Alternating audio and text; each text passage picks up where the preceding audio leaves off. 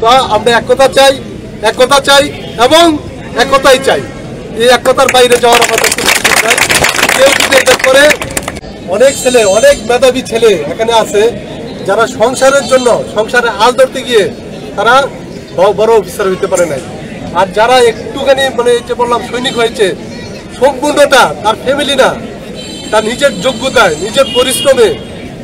তুমি যদি এখানে যারা উপরে আছে তাদের গল্প যদি শোনো, প্রত্যেকটা গল্প কিন্তু আমাদের ইন্ডিভিজুয়াল, মানে বলা হয় যে ডিফারেন্ট, একটা ইউনিক, এটার সাথে মিলবে না।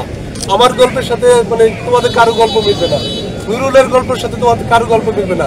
আমরা এখানে সবাই সম্প্রীতির জন্য আসছি। আমি একটা কথা বলি ভাই, তুমি হুএভার ইউ আর, তুমি কে, তুমি মনে রাখবা আমরা এই এলাকার সন্তান, আমরা খেটে খাওয়া মানুষ, আমরা নিজেরা স্ট্রাগল করে এখানে এসেছি। কোনো পরিচয় আমরা আসি নাই। আমি কোনো পরিচয়ে, কারো পরিচয়ে আমি চলি না। এই এলাকার কোনো পরিচয়ে আমার কোনো উপকার তেমন একটা আসে না।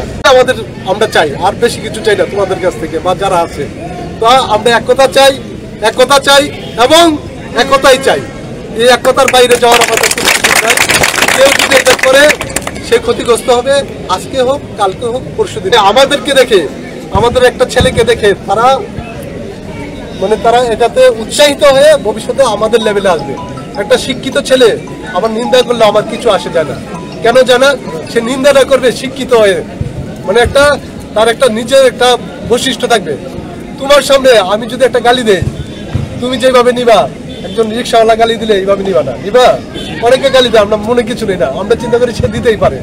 এটার জন্য বলি, একটা শিক্ষিত ছেলে তৈরি হইলে সে আমার বিরুদ্ধে একটা কথা বলার আগে 1000বার চিন্তা করে। এই ওয়ালের পিছনে একটা কথা লেখা আছে, একজন বিদ্বান ব্যক্তির মানে বকা হয় একজন অশিক্ষিত ব্যক্তির চেয়ে উত্তম। বুঝতে পারি।